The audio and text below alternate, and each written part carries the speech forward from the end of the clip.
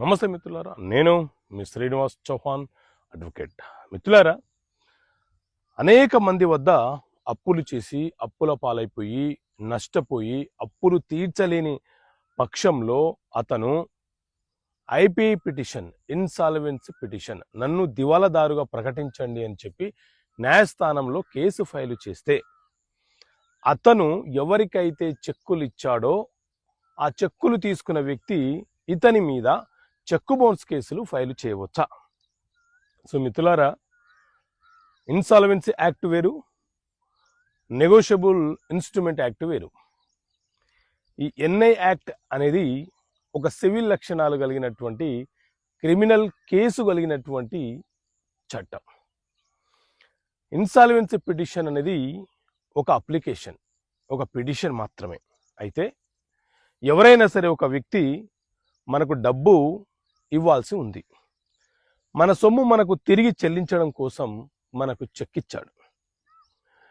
తిరిగి ఏం చేశాడు అనంటే, అనేక మంది వద్ద అతను అప్పులయ్యాడు కాబట్టి ఆ అప్పులను తీర్చలేను నేను, నన్ను దివాలాదారుగా ప్రకటన చేయండి అని చెప్పి న్యాయస్థానంలో ఐపీ పిటిషన్ వేసినాడు. ఐపీ పిటిషన్ వేసినప్పుడు అందులో మన పేరును కూడా ప్రస్తావిస్తూ మనకెంత సొమ్మును చెల్లించాలో ఆ అమౌంట్ను కూడా ఆ పిటిషన్లో రాశాడు. సో మనం ఇప్పుడు మన వద్ద ఉన్నటువంటి చెక్కును ఉపయోగించుకొని చెక్కు బౌన్స్ కేసు ఫైల్ చేసుకునే అవకాశం మనకు ఉంటుంది. అతను ఐపీ పిటిషన్లో మన పేరు నమోదు చేసినా మనము చెక్ బౌన్స్ వేయొచ్చు, వేయకపోయినా, అందులో పేరు రాయకపోయినా కూడా మనము చెక్ బౌన్స్ కేసు ఫైల్ చేసుకోవచ్చు.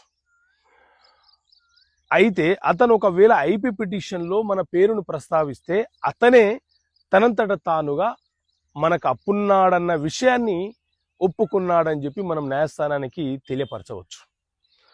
సో చెక్ బౌన్స్ కేసులు వేరు, ఐపీ పిటిషన్కి సంబంధించిన కేసులు వేరు. కాబట్టి ఐపీ పిటిషన్ వేసిన వ్యక్తులు మనకు చెక్ ఇచ్చినా మనము వాళ్ళ మీద చెక్ బౌన్స్ కేసులు వేసుకునే వెసులుబాటు మనకు ఉంటుంది. ఎన్ఐ యాక్ట్ ప్రకారంగా మనం చెక్ బౌన్స్ కేసులు ఫైల్ చేస్తాము.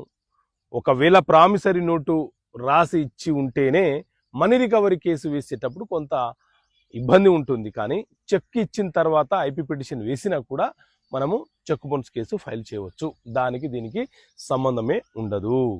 ఓకే మిత్రులారా, థ్యాంక్ యూ. జై హింద్.